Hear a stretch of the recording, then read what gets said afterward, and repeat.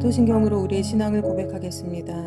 전능하사 천지를 만드신 하나님 아버지를 내가 믿사오며 그 외아들 우리 주 예수 그리스도를 믿사오니 이는 성령으로 잉태하사 동정녀 마리아에게 나시고 본디오 빌라도에게 고난을 받으사 십자가에 못 박혀 죽으시고 장사한 지 사흘 만에 죽은 자 가운데서 다시 살아나시며 하늘에 오르사 전능하신 하나님 우편에 앉아 계시다가 저희로서 산 자와 죽은 자를 심판하러 오시리라. 성령을 믿사오며 거룩한 공예와 성도가 서로 교통하는 것과 죄를 사하여 주시는 것과 몸이 다시 사는 것과 영원히 사는 것을 믿사옵나이다. 아멘.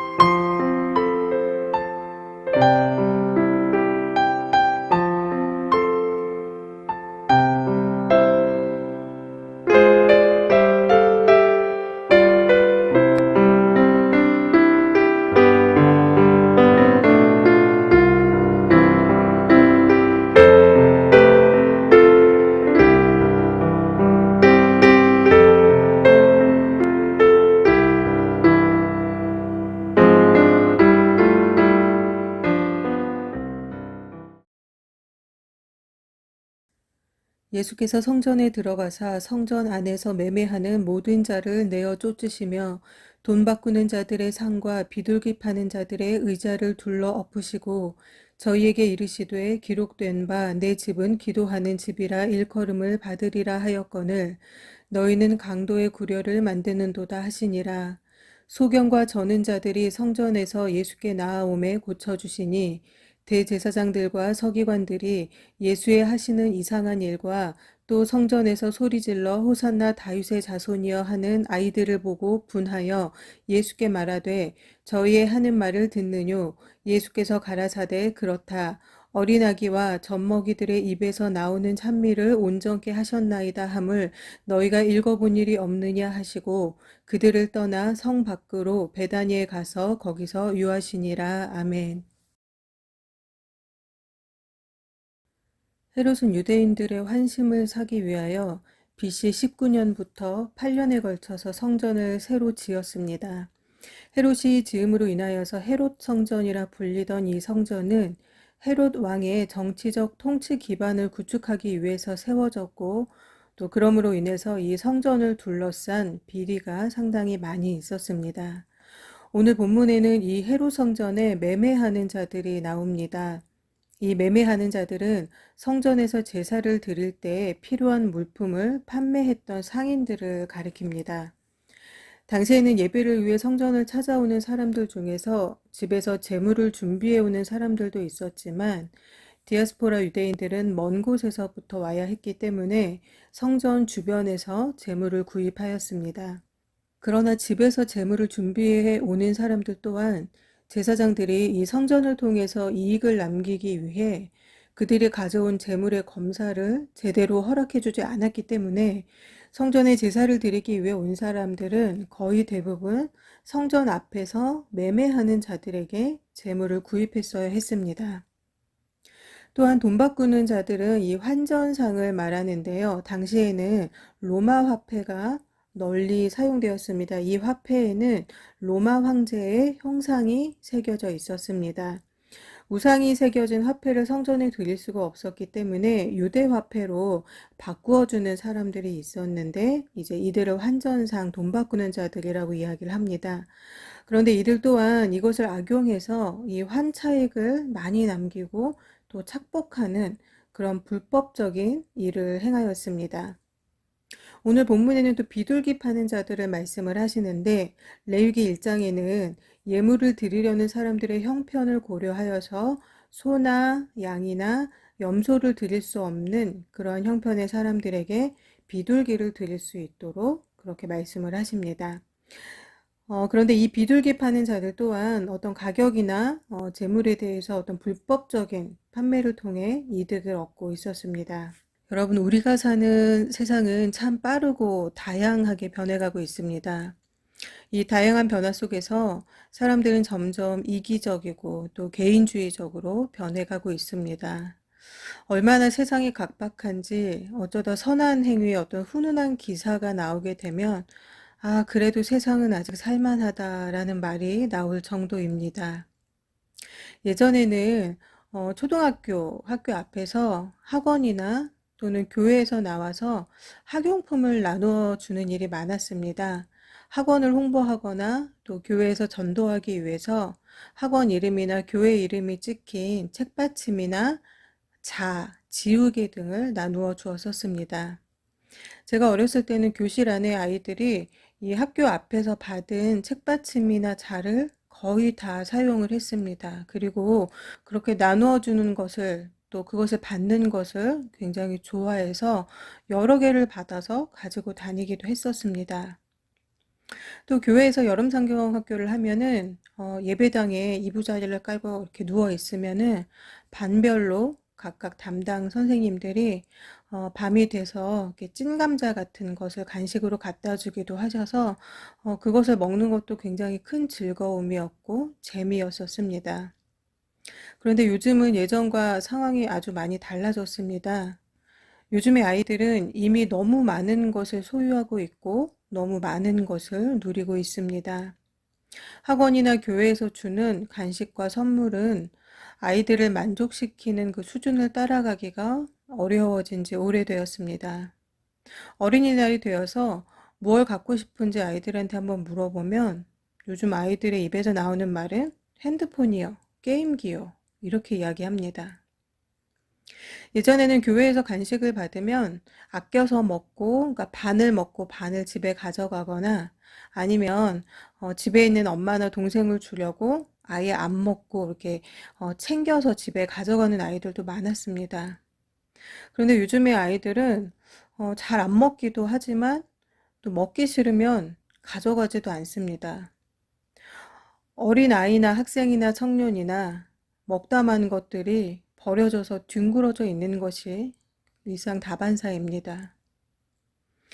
아까운 것, 아쉬운 것 없이 이미 풍족하게 넘칠 만큼 먹을 수 있는 환경에 살고 있다라는 증거입니다.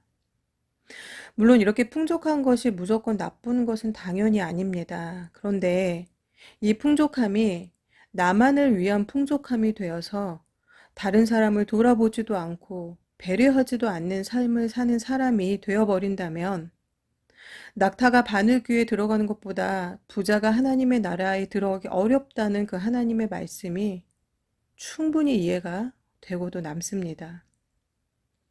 세상이 이렇게 개인주의와 또 물질 만능주의로 변해가면서 또 사람들은 교회 안에 이 세속의 것들을 많이 들고 들어옵니다.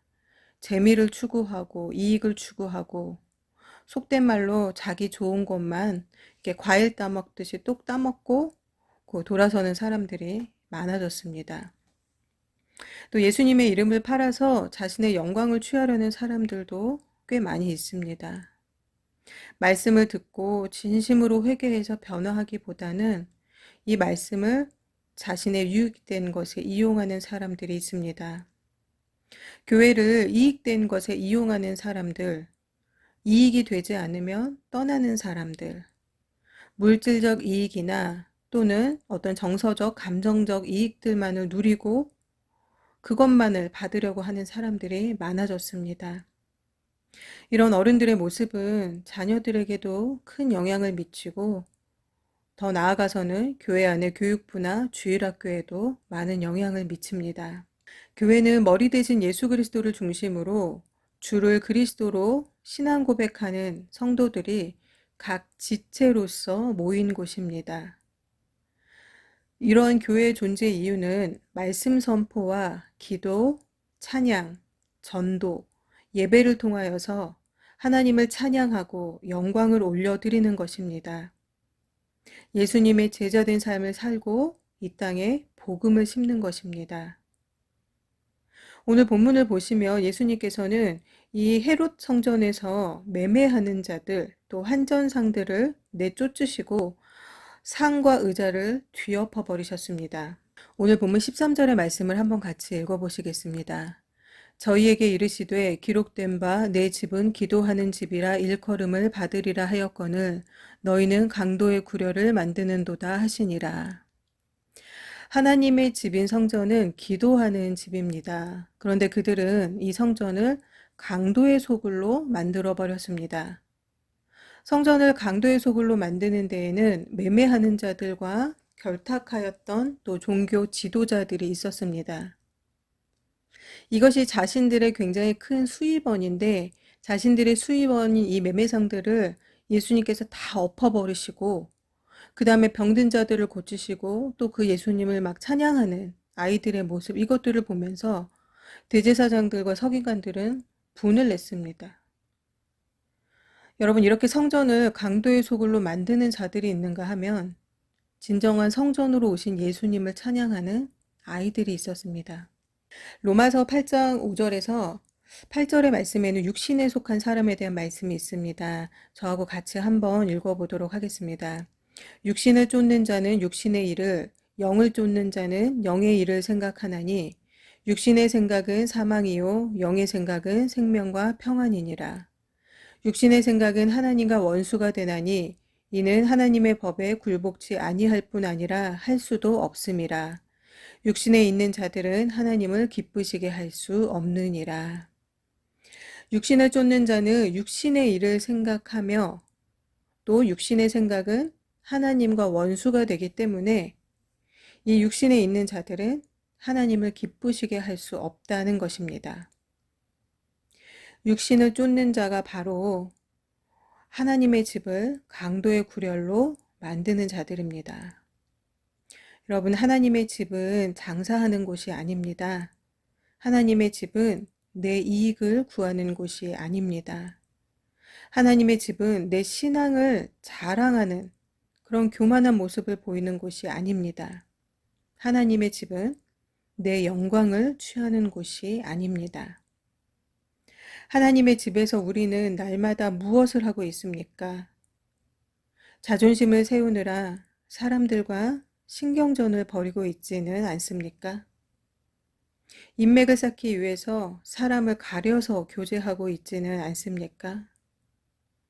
어떻게 하면 물질적 이익을 얻을 수 있을까 궁리하고 있지는 않습니까? 직분을 내세워서 교만한 모습을 보이고 있지는 않습니까? 신앙이 좋은 척 마음과 달리 겉모습만 포장하고 있지는 않습니까? 여러분, 하나님의 집을 강도의 소굴로 만들지 말아야 합니다. 하나님의 집은 기도하는 집입니다. 그런데 내 말만 하는 것은 기도가 아닙니다. 하나님의 말씀을 듣는 것이 기도입니다. 내 말만 고집하고 내가 원하는 것만 요구하는 것은 기도가 아닙니다. 하나님의 뜻이 무엇인지 구하고 깨닫기를 간구하는 것, 또 그 깨달은 것을 우리의 삶에서 실천하는 것, 그것이 올바른 기도입니다. 여러분 자녀들에게도 교회에 오면 먼저 꼭 기도하는 것을 가르치십시오. 교회는 기도하는 집입니다. 주님께서 세워주신 귀한 몸된 교회를 기도가 멈추지 않는 기도하는 집으로 삼으시는 저와 여러분 되시기를 바랍니다. 이 시간 하나님께서 주신 말씀을 붙들고 저와 여러분의 목소리로 소리내어서 하나님 앞에 기도하는 시간을 갖겠습니다. 하나님 앞에 진심 어린 회개와 간구로 하나님의 뜻을 깨닫는 그런 귀한 시간이 되시기를 바랍니다. 다 함께 기도하겠습니다.